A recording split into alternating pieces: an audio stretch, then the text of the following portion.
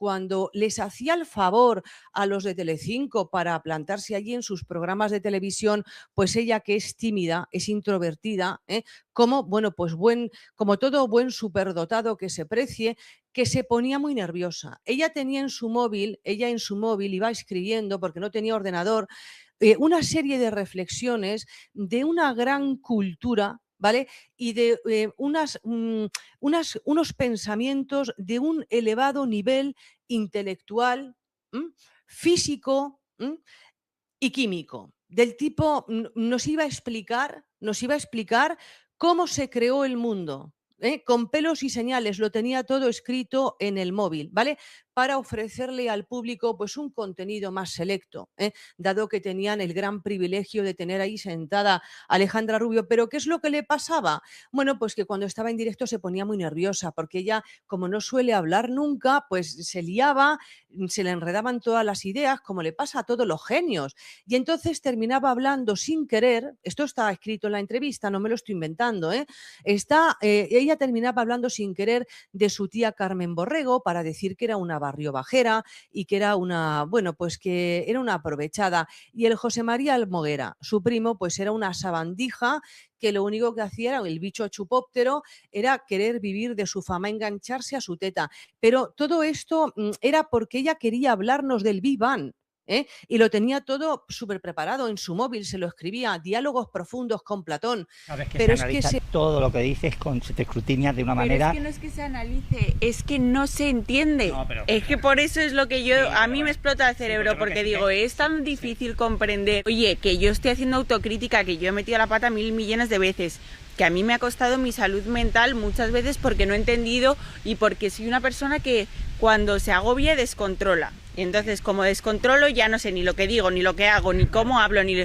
Entonces, oye, tampoco es muy difícil. Sí, pero lo que me refiero es, por ejemplo, que te digo, se analiza todo, dice la gente, hay gente que ha dicho, da hasta el mismo titular que Carlos. Yo no tengo la culpa de haber nacido en la familia en la que he nacido. Oye, perdona, y es que eso es alguna mentira. ¿Tú tienes la culpa de haber nacido en la familia que has nacido? No, pero digo es que claro, si pudiéramos elegir, mis hijos igual el día de mañana dicen, oye, pues me hubiera encantado que mi madre fuera pelirroja y no sé cuánto, pero es que no es que esto es lo que toca. Y yo estoy orgullosa de la familia en la que he nacido. Y es que eso no significa que... Lo que te digo, mis decisiones van por un lado y donde haya nacido... ¿Vale? Porque ella ha tenido muchísimas oportunidades y muchísimas puertas abiertas que la gente, que el pueblo llano, que no forma parte de la realeza, pues no tiene. Entonces, ¿cuál ha sido su problema? ¿Por qué ella se marchó de Telecinco pegando coces? Bueno, pues ella dice que ha reflexionado que no era por culpa de la fama. Que ella en un principio le echó la culpa a la fama, pero después se ha dado cuenta de que no es así, que la culpa la tiene que en Telecinco la pusieron a trabajar con Patricia Pardo, Joaquín Prat y todos esos colaboradores de televisión, que es gente muy chunga, muy chunga, y aquello era un nido de víboras que se inventaban su vida y decían las mayores burradas simplemente por hacer audiencia. Por hacer audiencia, eran malos, van a arder en los infiernos. Y sin embargo, ella se sentó un día en el plató y ya está, ese es su currículum. ¿Me consideran gente? Pues bueno, es lo que hay, son cosas que pasan. Yo creo que ayer fui muy correcto a la hora de hablar de estos temas. Me da la sensación de que en esta familia impera la ley del silencio. No nos falta comprensión lectora, quizá a ella le falta comprensión laboral, porque lo estábamos comentando antes con Ángela. En mayo vino la última vez y apenas hace 2 meses ella dijo que no quería saber absolutamente nada de televisión, ni de entrevista, ni de su vida personal, y la entrevista del Mundo es todo personal. Cuando dice que la palabra circo, que nos enumera y nos trata como si estuviéramos en un circo, en el circo ella ha entrado, si ahora va de escritora, intelectual y vanguardista, pues no sé lo que va a pasar con su futuro, pero realmente en esa entrevista hay cosas que si ella hubiera querido omitir hubiera estado muy bien. Las que hemos hecho nuestra transición profesional, que no es el caso de Alejandra Rubio, trabajando, currando, no cobrando, pasando por todas las esquinas del periodismo, y sin embargo ella se sentó un día en el plató y ya está, ese es su currículum.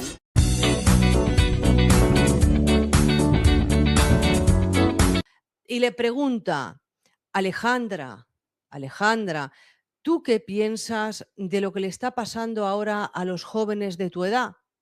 Que no lo tienen muy complicado para acceder a una vivienda, si encuentran trabajo son trabajos precarios, no lo tienen fácil para montar una familia, más bien lo tienen imposible. Entonces, ¿tú qué piensas de todas estas personas? Entonces, nada, cuidado que habla Sócrates.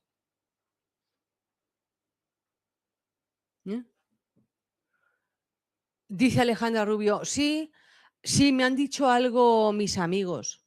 Me han dicho algo mis amigos de eso, sí. Pero oye, ¿qué se piensa la gente? Que yo soy rica, yo soy millonaria. Yo tampoco vivo en una vivienda de propiedad, yo vivo de alquiler y yo no tengo dinero para comprarme una casa porque yo por menos de 2 millones de euros no me pienso comprar una casa, tengo que estar viviendo de alquiler, ¿sabes?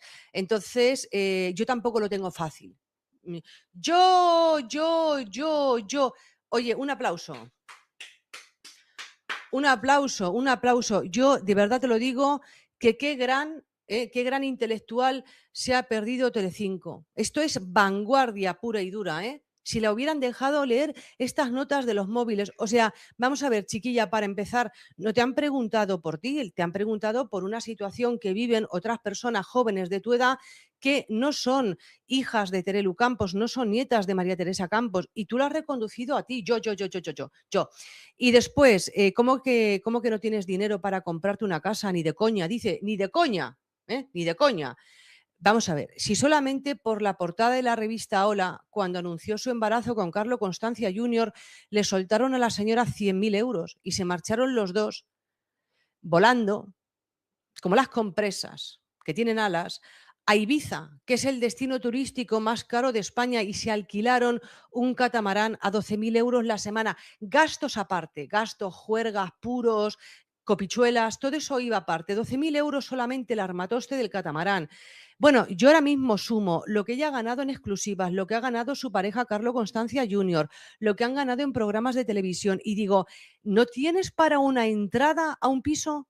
Que cuando habla Carmen de Alejandra, bien que se enfada Terelu, entonces no es lo mismo. Ya no quiero problema. Me duele, cariño, ¿sabes? Me duele. Y a mí que se le hagan cosas a mi hermana, que la he visto sufrir muchísimo. Pero yo no quería sacar este tema, ¿que queréis sacar este tema? No. Digo yo, Carmen Terelu, que no es más fácil decir, oye, los primos no se soportan, no se llevan bien, no tienen relación y por eso no le invita al libro, por eso no le cuenta el embarazo, por eso no se conocen los niños, porque os estáis empeñando en que sí, que una relación y tal. Y estamos justificando cosas. Yo estoy encantada de contar cuál es la relación, cuál era la relación real. ¿Cuál era? Pues apenas ninguna. Pues entonces. Pero apenas ninguna claro. Antes de. Entonces, ¿por qué? Vista para el mundo que ella no ha elegido ser famosa, sino que es lo que le ha tocado, que estaba condenada a ello. Condenada, ¿eh? No es J.K. Rowling, no es Nora Ephron, es la otra escritora del momento. Alejandra Rubio concede una entrevista llena de explosivos titulares. No me dieron a elegir ser una Campos. Estaba condenada a ser famosa desde que nací y lo voy a seguir siendo toda la vida. La pobre Alejandra habla de condena a una penitencia al llevar el apellido Campos, un castigo que ella misma ha rentabilizado avivando los conflictos familiares. Tiene ni media justificación que no haya estado al lado de su abuela todo este tiempo. Fuerte, es que me parece ser una egoísta. Alejandra no tiembla, no duda al cuestionar el papel como nieto de su primo José María. Unas palabras que alimentan el espectáculo televisivo del que ahora reniega. ¿Por qué elegiste ser parte del show? Porque en ese momento pensé que era lo mejor, lo que me ofrecía una mejor vida. Hoy hubiera tomado otra decisión y no hubiera entrado en ese circo. Este circo, como ella nos llama, es el que ha pagado la mayoría de sus facturas. Pero ojo, porque sigue avivando el show. Decirle a tu madre la dirección de otro hospital cuando acabas de tener un hijo, esas cosas sí que son irrecuperables. Primero le llama mal nieto, después le cuestiona como hijo. Un tipo de televisión que, según ella, no gustaría a la matriarca del clan. Mi abuela no vivió ese tipo de televisión y le horrorizaría. Un contenido, unas peleas, unos enfrentamientos familiares que terminan desbordándola. Estos son personajes muy cutres de la prensa del corazón, muy cutres, de tercerísima categoría, pero al mismo nivel que la Macoque. Lo que pasa es que no lo quieren ver. Se piensan que, bueno, pues por ser la hija de Terelu Campos, la nieta de María Teresa, el otro el hijo de Mar Flores, nada. Entonces, a estos 50.000 euros les dura lo que a mí, bueno, pues hoy en día 50 euros en el supermercado. Como hombre, a dar la exclusiva del embarazo, tú lo haces pin, clean. verdes, porque vendes tu vida privada, has hecho de tu vida privada un circo, un negocio, pero ya una cosa indigna, porque verdaderamente se venden cosas de gran intimidad, como por ejemplo decir estoy embarazada. Entonces, bueno, pues esto es ella y Carlo Constancia rentabilizan todo. Todo, por eso esto ya venía de las Campos. Las Campos, cuando la matriarca, María Teresa Campos, que es la única que trabajaba en esa casa, dejó de trabajar, pues aquello se convirtió en la casa de las puertas abiertas. ¿Vale? Que los malos son ellos. Que los malos son ellos, una técnica de manipulación genial, darle la vuelta a la tortilla, el malo eres tú, yo me voy porque te portas mal conmigo, porque no me respetas como mujer, porque no me respetas en mi embarazo, porque cha, cha, cha. Entonces mañana cuando aparezca en Antena 3 no pueden decir, oye Alejandra, tú eres una traidora, eres una sinvergüenza. No, van a tener que decir, uy, pero si los culpables somos nosotros porque nos portamos mal con ella cuando anunció el embarazo. Porque hoy en día a cualquier chimenea le llaman fábrica. Normal que tú estés en un patio de verduleras porque la primera verdulera eres tú de hombre no tienes nada. Y tengo pruebas. El tío, que no es un tío, es una tía con bigote, está mirando los toros desde la barrera de su casa. Este comportamiento no es masculino, Carlo Constancia. Entonces, tú sabes mucho de mujeres verduleras porque eres una más. No, las mujeres no somos la peor enemiga para una mujer. Hay mujeres verduleras, igual que hay hombres verduleros. Bueno, pues tú eres una mujer verdulera. Yo no te considero hombre, porque, hombre, tiene a su mujer embarazada, pero él está desde el salón de su casa tocándose el violón, levantando mancuernas en el gimnasio, enseñándonos los pectorales y sacándose brillo a las bolas. Entonces manda a su pareja, Alejandra Rubio, embarazada, este comportamiento, repito, no es masculino, a televisión sola. Porque claro, hombre, Carlo Constancia Jr. se ha sentado alguna vez en De Viernes. Él sí vende su vida privada, pero vende su vida privada para defender a su papá, Carlo Constancia de Costillone, como le digo yo, de Costillone, porque menudos palos en las costillas suelta, de las memorias de su madre Mar Flores. Si Mar Flores, su mamá, saca unas memorias y, bueno, parece que algo se ha dado a entender de que el papá no se portó bien con la mamá, se marca un De Viernes, no, 2 y 3 si hace falta, para defender el honor de su padre. A pagar por no ser como ellos. Muchas felicitaciones, pero también muchas críticas después de que anunciara que está embarazada.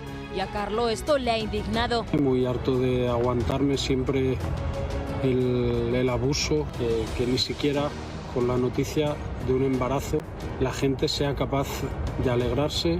Y es que nuestra compañera no se lo contara a su tía y a su primo ha llamado mucho la atención. Sí, enhorabuena. Le dio un poco de zasca a tu hijo, Alejandro. Preguntárselo a él, ¿vale? Estás molesto, ¿no? Porque no lo dices. Bueno, creo que quedó claro, ¿no? Pero has podido hablar con ella, aparte de lo que se vio. Una situación que ha podido con Alejandra, que ayer terminaba llorando en el tiempo justo. Pues es que lo queremos hacernos dolidos y ponerme a mí un problema público encima, una vez más, pasando un embarazo. Lo que tenían que haber hecho es llamarme y decirme, oye, ¿qué ha pasado? ¿Cuáles han sido tus motivos para que actúes así? Siempre se salen con la suya y al final siempre soy yo la mala. Estará hoy más feliz, ya que a pesar de las lágrimas tiene mucho que celebrar.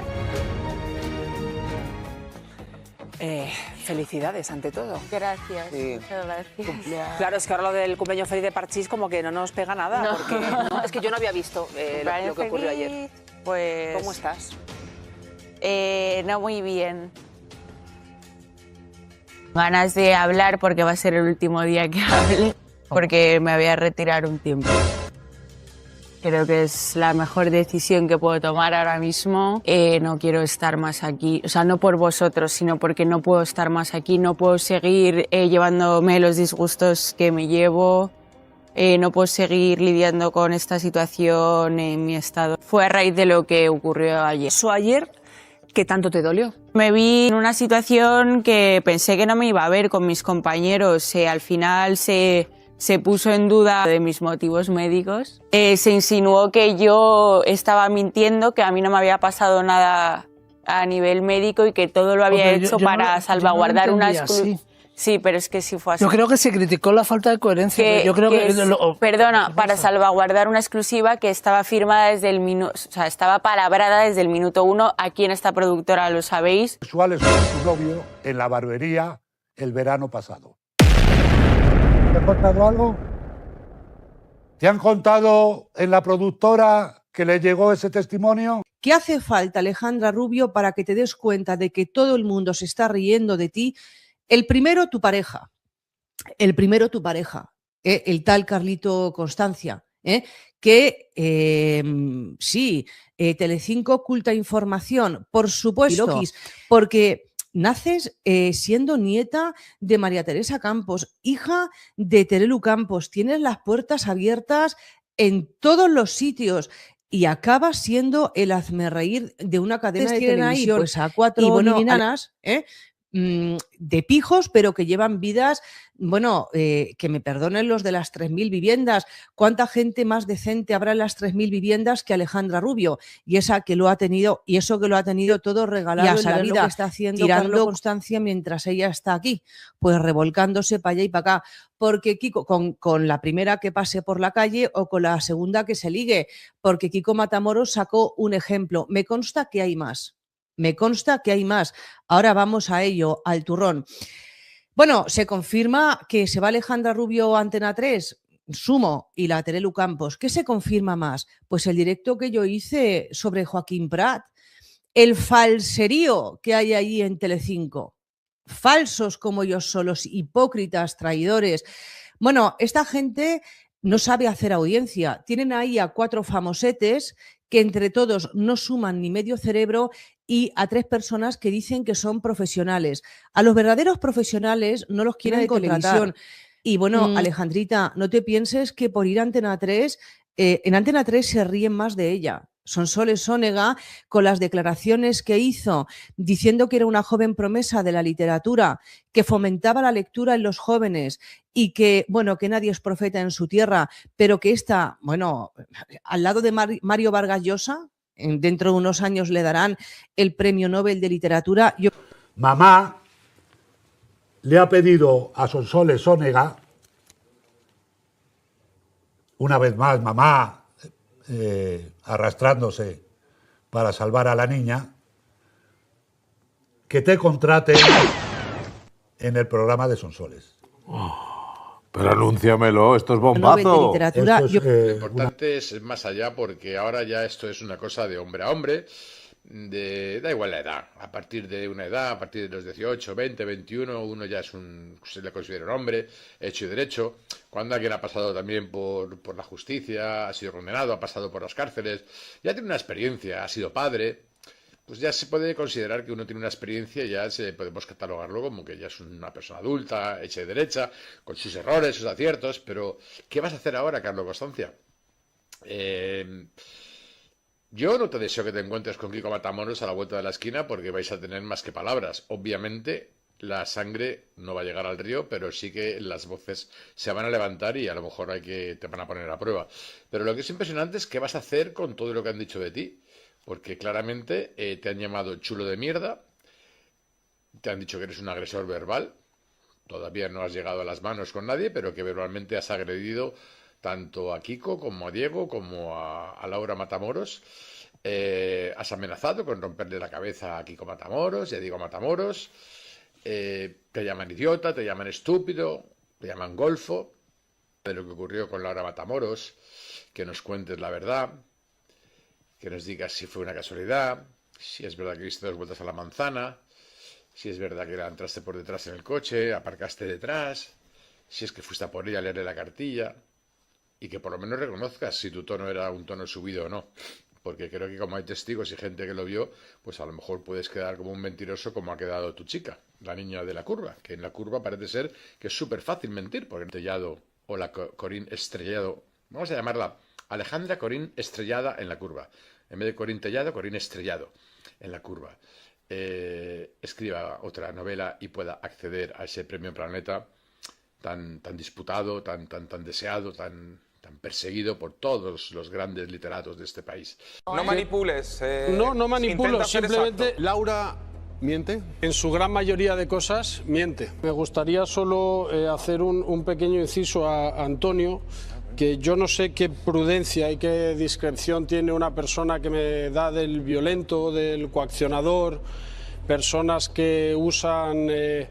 Porque no contó lo que pasó. Un teléfono tan importante como es el teléfono de la violencia a las mujeres. Yo hablé de Laura, eso fue Diego, No manipules. No manipulo, simplemente claro. son personas que me acusan de cosas falsas. Personas, yo solo alabé a tu prima, no he que me hablado acusan nada de Diego. de la violencia contra la mujer. Creo que esto desestima Carlos, y pero eso mucho fue los tu primo recursos Diego, reales que se tienen que utilizar ante violencia real y no violencia falsa. Tu prima fue prudente, discreta, y lo vuelvo a repetir, y me volvería a levantar si volviera a entrar por este plató, porque no contó lo que tú le dijiste en la conversación. Y espero que el discreto tampoco seas tú, y hoy cuentes realmente lo que pasó. Y cuentes lo que ocurrió. Bueno, y cuentes Antonio, de verdad como tú si le amenazaste o no con contar una cosa que había pasado entre su padre y su hermana mayor. Como tú tienes... No vas a tener un hueco donde esconderte. Ni en la cárcel has aprendido códigos, ni en la puta cárcel has aprendido códigos. Vas a avasallar a quien yo te diga. Vas a gritar en la calle a quien yo te diga. Vas a amenazar a quien yo te diga. La denuncia te la va a poner mi hijo mañana. Porque yo no sabía eso. Me parece repulsivo que seas tan traidora. Me parece repulsivo que estés siempre cerca del árbol que más calienta. Que eres poco de fiar. Muy poco de fiar. Que estás dispuesta a blanquear a quien sea y al precio que sea. Que no tienes dignidad ni para enfrentar las contradicciones de tu hija, ni las de tu yerno, ni las de tu nuero, ni las de Dios bendito. Cada día eres más pequeña, cada día eres más cobarde, cada día eres más sucia. Que no tienes narices para decirle a tu hija lo que hiciste con Laura en maquillaje. Fíjate si tienes pocas agallas. Fíjate si le tienes miedo a tu hija. Conflictos familiares los tuyos. Conflictos familiares los de tu hermana. ¿Por qué no hablas del divorcio de tu hermana? ¿Por qué no hablas de la situación traumática de sus hijos y no de los míos? ¿Por qué me nombras a mí? ¿Tienes a Potota al lado? ¿Te acuerdas cómo fue aquello? Cuando se divorcia tu hermana, cuando se separa, pierde la custodia de sus hijos. ¿Por qué? ¿Haces memoria? Digamos que por una conducta poco adecuada a lo que conlleva la custodia de unos hijos de esa edad. Y le dan la custodia al padre. Luego tu hermana, en su derecho, recurre y consigue la custodia compartida. Lo que no se ha dicho nunca es qué armas utilizasteis para que ese recurso saliera adelante. Acusasteis al padre de tus sobrinos de una conducta que tu sobrina negó en sede judicial, por cierto. Te ha dado lo mismo todo. Vendes una portada diciendo: estoy ingresada en la misma habitación en la que murió mi madre. ¿Se puede ser más obsceno? ¿Se puede ser más obsceno? ¿Se puede ser más obsceno? La escalera internacional. Es tú y el de blanco es Laura, ¿vale? Exacto. ¿Tú qué le dices? Digo, bueno, me cuenta lo que ha ocurrido. Y le digo, el que diga eso o está loco o es un hijo de la gran puta. Cuando se divorcia tu hermana, cuando se separa, pierde la custodia de sus hijos. ¿Por qué? ¿Haces memoria? Digamos que por una conducta poco adecuada a lo que conlleva la custodia de unos hijos de esa edad. ¿En qué pata os apoyasteis? ¿En qué influencias? Tu madre tenía muchas. Era íntima amiga del ministro del Interior, Jaime Mayor Oreja. Comían casi todos los jueves juntos.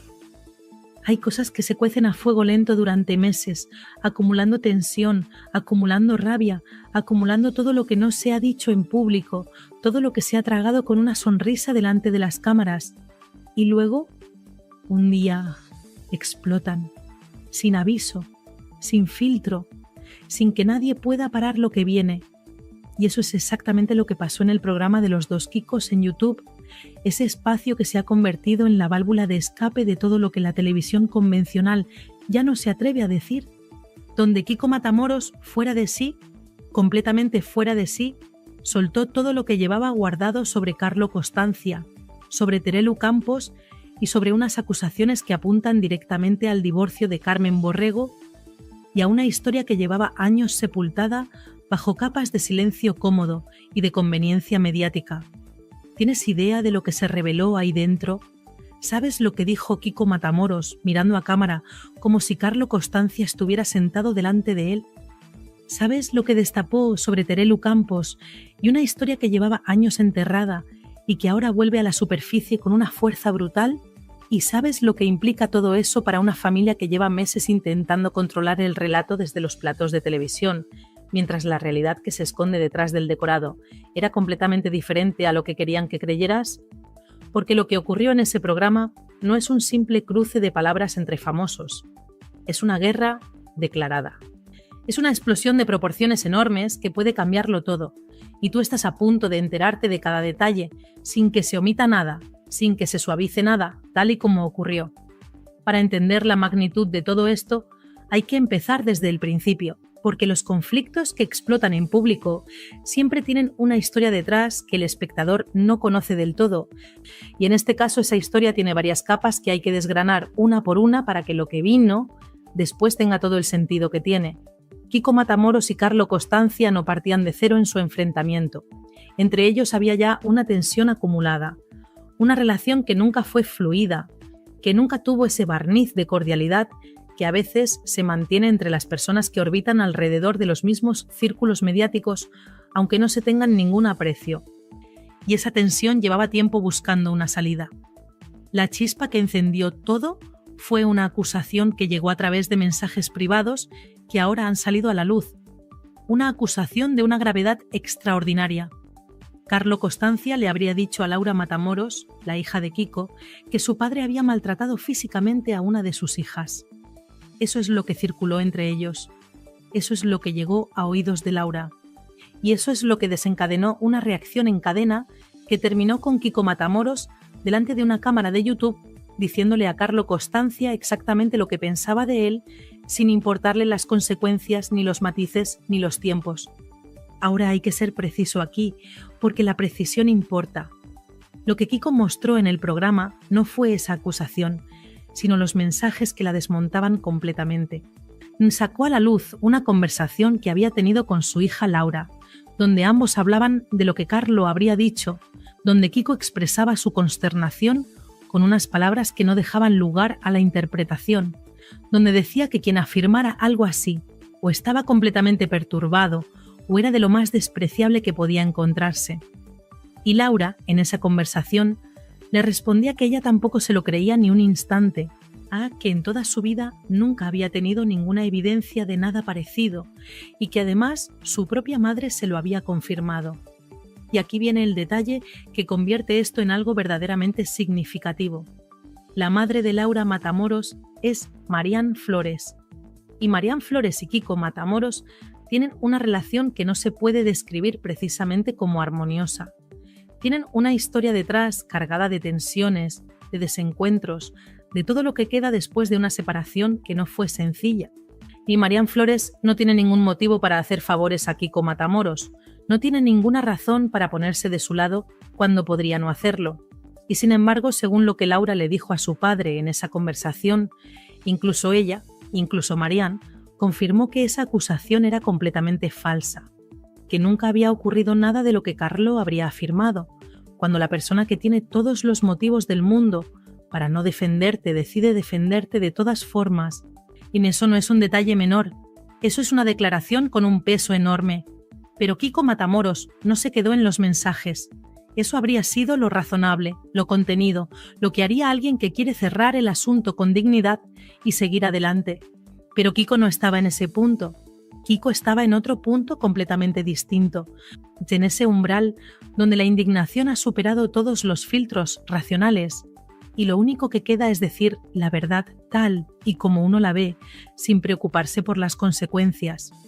Y lo que vino después fue uno de los momentos más intensos, más crudos, más difíciles de olvidar que se han visto en ese programa desde que existe. Se colocó delante de la cámara, la miró directamente y empezó a hablar con Carlo Costanza como si lo tuviera enfrente, sin el lenguaje cuidado que se usa habitualmente en televisión, sin los rodeos que se emplean cuando uno sabe que hay abogados escuchando, con la franqueza sin adornos de alguien que ha tomado una decisión y que ya no va a dar marcha atrás. Le dijo que era un fanfarrón de poca categoría que iba por la vida intentando intimidar a quienes tenía alrededor, que se creía que podía difamar a cualquiera sin que hubiera ninguna consecuencia, y que intentaba sojuzgar y amedrentar, y que eso decía todo lo que había que saber sobre quién era y de dónde venía.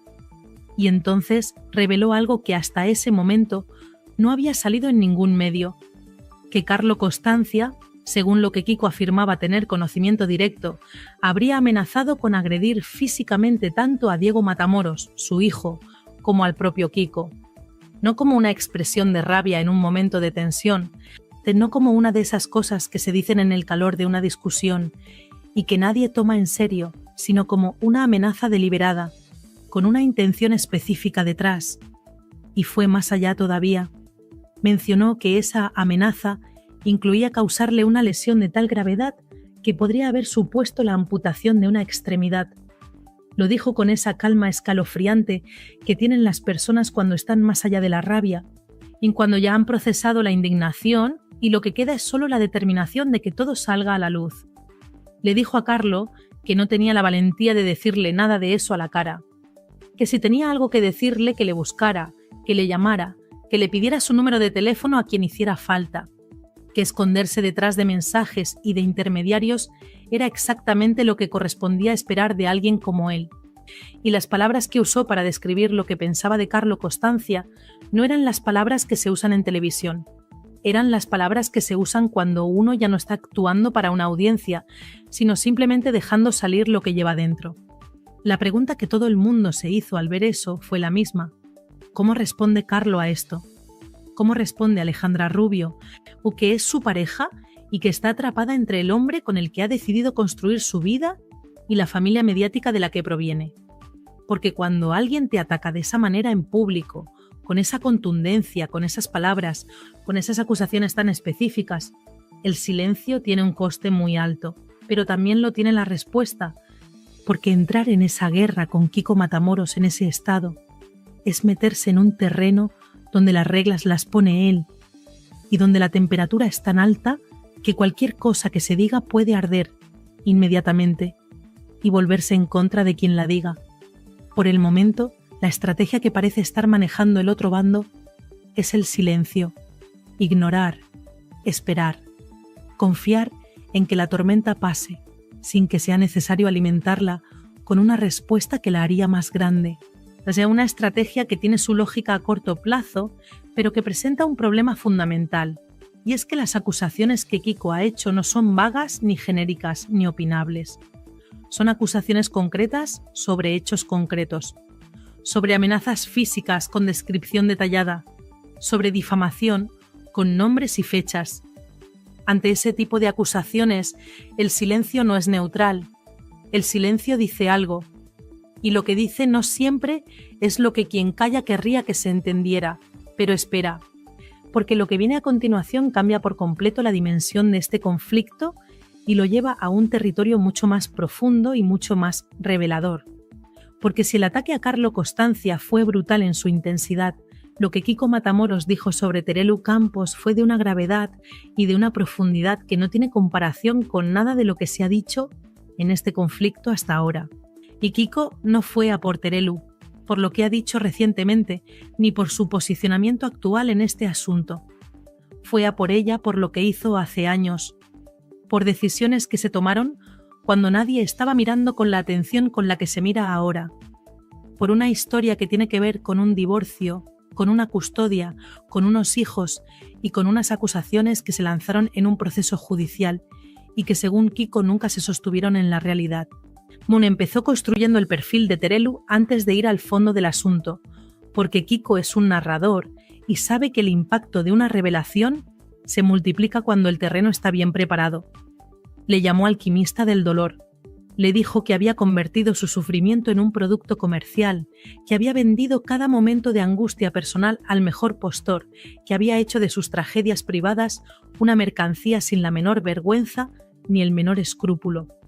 Que donde otros habrían guardado silencio por respeto a los suyos, ella había encontrado una portada de revista, un titular, un contrato, y puso un ejemplo que muchos recordaron en ese instante, porque fue algo que en su momento generó una reacción de incredulidad en mucha gente. Aquella portada donde Terelu Campos aparecía en una piscina, con el sol dando en su cara, aparentemente tranquila y relajada, con un titular que hablaba de lo mucho que estaba sufriendo por la pérdida de su madre. La imagen y las palabras eran tan contradictorias entre sí que parecía imposible que alguien hubiera tomado la decisión consciente de publicar eso. Y sin embargo ocurrió. Y Kiko lo rescató como demostración de algo que, según él, define con una precisión brutal a Terelu como persona pública. Luego fue a por el libro, ese libro que Terelu publicó sobre su vida y sobre las personas que la han rodeado. Y aquí Kiko entró en un territorio muy íntimo, muy delicado, y así lo hizo con una contundencia que dejó sin palabras a quienes lo escuchaban. Dijo que ese libro no lo escribió Terelu, sino que fue redactado por alguien de su confianza mientras ella ponía el nombre en la portada y cobraba los derechos, y que en ese libro, en esas páginas que ella no escribió pero que firmó como suyas, se hablaba de la muerte de su padre de una manera que Kiko calificó repetidamente con una sola palabra: repulsiva. Y dijo que le parecía repulsivo que alguien convirtiera la muerte de su propio padre en un instrumento narrativo vendible, que le parecía repulsivo el nivel de oportunismo que eso implicaba, que le parecía repulsivo la ausencia total de escrúpulos que se necesita para escribir sobre algo tan íntimo con el objetivo principal de que ese relato llegue a las librerías y genere ingresos. Y señaló la contradicción que Kiko consideraba más hiriente de todas, que Terelu, por un lado, se había presentado públicamente como alguien que había tenido que hacer las paces con la memoria de su padre, que había tenido que perdonarle, que había pasado por un proceso de reconciliación interior con una figura paterna que no fue lo que ella habría necesitado, pero que al mismo tiempo la interpretación que hacía de la muerte de su padre en ese libro era tan oscura, tan cargada de una narrativa específica, que dejaba al padre en una posición devastadora, que Kiko se preguntaba en voz alta ¿dónde quedaba en todo eso el respeto a la memoria de alguien que ya no puede defenderse? Y entonces llegó el momento que nadie que lo vio va a olvidar. El momento en que Kiko Matamoros abrió el capítulo del divorcio de Carmen Borrego y puso encima de la mesa una historia que, si se confirma, tiene implicaciones que van mucho más allá de un conflicto entre famosos de televisión. Carmen Borrego se divorció de José Carlos Bernal, el padre de sus hijos. Ese divorcio fue un proceso largo y complicado, como lo son casi todos los divorcios, cuando hay hijos de por medio y cuando las circunstancias personales de cada parte entran en conflicto en el ámbito judicial. Lo que se supo en su momento fue que inicialmente la custodia de los hijos de Carmen no recayó en ella sino en el padre, porque el proceso judicial determinó que su conducta no era compatible con las responsabilidades que conlleva la custodia de menores de esa edad. Eso ocurrió, y está en el registro de lo que se sabe de ese divorcio. Lo que no se sabía, o al menos lo que no estaba en el dominio público con la claridad con que Kiko lo puso, es lo que vino después. Carmen recurrió a esa decisión y consiguió finalmente una custodia compartida. Hasta ahí los hechos conocidos. Pero Kiko fue a la pregunta que nadie había hecho con esa precisión, la pregunta de cómo se consiguió ese recurso, qué argumentos se emplearon, en qué se dijo del padre de los hijos de Carmen para que la resolución judicial que le había sido desfavorable terminara revisándose. Y lo que Kiko sugirió, con la deliberación de alguien que pesa cada palabra antes de pronunciarla, es que en ese proceso se habrían lanzado acusaciones muy serias contra el exmarido de Carmen, acusaciones sobre una conducta grave que habrían servido como palanca para cambiar la dirección del procedimiento judicial, y que sin embargo la propia hija de Carmen, ni cuando fue citada a declarar, negó en sede judicial que esas acusaciones fueran ciertas. Vamos a detenernos un momento en esto, porque es necesario entender el peso de lo que se está diciendo. Si lo que Kiko afirma es correcto, estaríamos ante una situación en la que se habrían utilizado acusaciones falsas en un proceso judicial para conseguir un resultado favorable en una disputa de custodia, y que la persona que podría haber desmentido esas acusaciones desde dentro de la propia familia lo hizo cuando tuvo la oportunidad de hacerlo ante un juez. Eso no es un rumor de Platón ni un comentario de sobremesa. Eso es una afirmación sobre hechos ocurridos en un contexto legal, con consecuencias reales para personas reales. Y Terelu entra en todo esto de manera directa, según Kiko, porque él afirma que ella tenía información privilegiada sobre la familia del exmarido de Carmen a través de una amiga suya que había tenido relación personal con esa familia durante un periodo significativo de tiempo, que Terelu sabía cosas, que esas cosas formaban parte del arsenal que se utilizó cuando fue necesario, y que cuando se le preguntó públicamente sobre ese asunto, y cuando alguien le puso delante la pregunta de si conocía determinados hechos, la respuesta de Terelu fue que no sabía nada, que no tenía información, que aquello le pillaba completamente de sorpresa. Una respuesta que, según Kiko, es sencillamente mentira. No una mentira de las que se dicen por confusión o por error de memoria, una mentira calculada, consciente y deliberada. Kiko también sacó a colación algo que en otro contexto podría parecer una digresión, pero que en la narrativa que él estaba construyendo tenía un lugar muy preciso. Habló de los contactos políticos que María Teresa Campos había cultivado a lo largo de su carrera. Mencionó que la matriarca de la familia tenía una relación de amistad muy estrecha con quien fuera ministro del Interior en una época determinada, de que esa relación era suficientemente cercana como para que se mantuvieran encuentros regulares y habituales. Y lo puso en el contexto del divorcio de Carmen, no como acusación directa, sino como marco de referencia, como elemento que ayuda a entender en qué tipo de entorno se movía esa familia cuando necesitaba que determinadas cosas salieran de determinada manera. La acumulación de todo esto construía algo que iba mucho más allá de un ataque personal, motivado por la rabia del momento. Lo que Kiko estaba elaborando era un argumento sobre la hipocresía estructural de cómo esa familia ha gestionado su imagen pública durante años.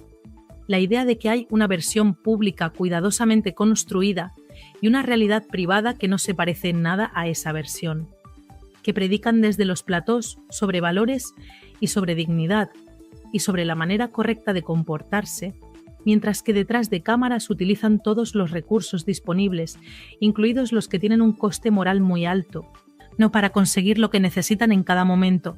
Esa es la acusación de fondo, y es mucho más dañina que cualquier insulto directo porque no ataca a la persona sino a la credibilidad de todo lo que esa persona representa públicamente. Terelu, en el momento en que Kiko le decía todo esto, no estaba en ese programa, no podía responder, no podía matizar, no podía dar su versión de los hechos en tiempo real, y Kiko lo sabía.